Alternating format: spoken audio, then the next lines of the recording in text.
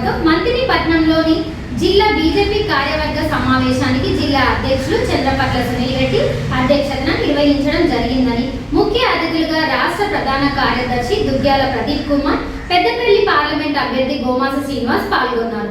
అనంతరం ఏర్పాటు చేసిన విలేకరుల సమావేశంలో వారు మాట్లాడుతూ ఎన్నికలతో స్టార్ట్ చేసి సర్పంచ్, ఎంపీటీసీ, కౌన్సిలర్ ఎలక్షన్లు, దాని తర్వాత ఎమ్మెల్యే, ఎంపీ ఎలక్షన్స్ వరకు కూడా భారతీయ జనతా పార్టీ ఖచ్చితంగా ఈ జిల్లాల ఈ ఆధ్వర్యంలో ముందుకు పోకుంటూ ఖచ్చితంగా అన్ని సాధిస్తామని తెలియజేస్తూ ఈ సందేశానికి అదేవిధంగా మీ మార్గదర్శనానికి మరొకసారి కృతజ్ఞతలు తెలియజేస్తున్నా. మరి ఈ సమావేశం ఓట్ ఆఫ్ థ్యాంక్స్ చెప్పవలసిందిగా సమయం కూడా ఇప్పుడే వచ్చింది. ఎలక్షన్స్ ఉండగా ఒక 6 నెలలో సంవత్సరమో మరి ఆ టైంలో మనం కష్టపడదామంటే కాదు. మనం ప్రజలలో విశ్వాసం పొందాలి, ప్రజల నమ్మకం కలగాలి. ప్రజలకు ఈసారి ఖచ్చితంగా భారతీయ జనతా పార్టీకి ఓటేస్తాం, భారతీయ జనతా పార్టీని గెలిపిస్తాం అనే విధంగా ఎలక్షన్స్కి 1-2 ఇయర్స్ బిఫోరే మనం తీసుకొచ్చే ప్రయత్నం చేయాలి. మరి అది చేయాలంటే మనం ఏం చేయాలి? ఇప్పటికెళ్ళి మనం చేయాల్సిన మన బాధ్యత ఏమున్నది?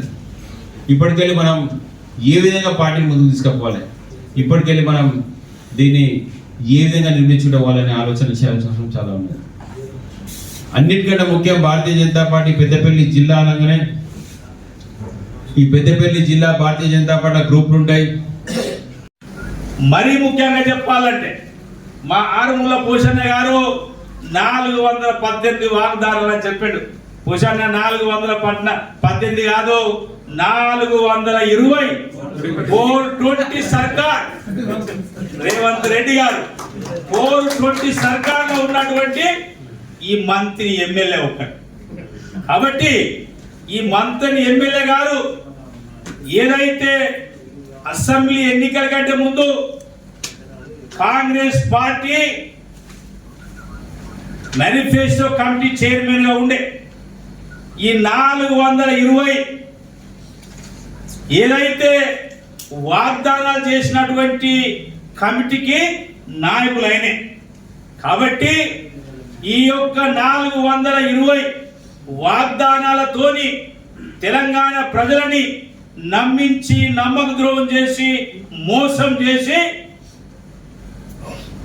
వాళ్ళు ప్రజల నుండి ఓట్లు వేయించుకొని ఇలా 6 నెలల క్రితము అధికారంలోకి వచ్చిన తర్వాత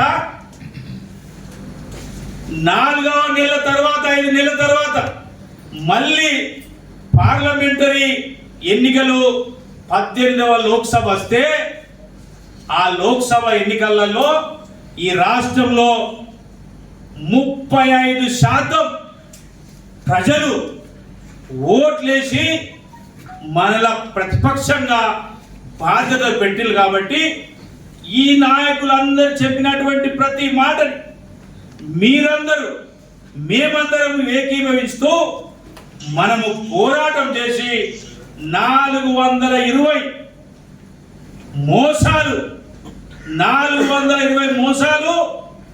6 గ్యారంటీల మోసాల మీద మనం ప్రజల పక్షాన మనము ప్రతిపక్ష నాయకులుగా పోరాటం చేసి రాబోయే రోజులలో సర్పంచ్లను గెలుచుకోవాలి, ఎంపీటీసీలను గెలుచుకోవాలి, జడ్పీటీసీలను గెలుచుకోవాలి, ఎమ్మెల్యేలను గెలుచుకోవాలి, రేపు ఎంపీలను గెలుచుకోవాలి. ఎందుకంటే మిత్రులారా, మీ అందరికి ఒక మాట చెప్పాలనుకుంటున్నా. 1984లో ఈ దేశంలో భారతీయ జనతా పార్టీకి 2 ఎంపీలు ఉండేది. అందులో ఒకరు గుజరాత్ నుండి ఏకే పాటిల్ అనే అటువంటి ఎంపీ గెలిచిండు. ఒక జంగారెడ్డి గారని హనుమకొండ నుంచి, వరంగల్ నుంచి గెలిచిండు. అంటే 2 ఉన్నటువంటి ఎంపీలు అప్పుడు 415 సీట్లు కాంగ్రెస్ పార్టీకి ఉండే.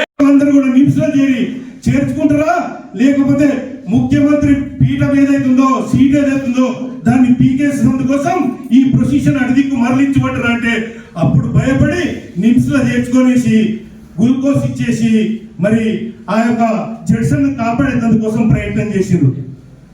టిఆర్ఎస్ ప్రభుత్వంలో ఉద్యోగాలు ఇవ్వకుండా చంపింది. ఉద్యోగాలు ఇవ్వాలి అని చెప్పేసి నిరాహార దీక్ష చేస్తే కూడా వాళ్ళ హాస్పిటల్లో చేర్చేందు కోసం కూడా ఇది ఎప్పుడన్నా ఇన్నమా?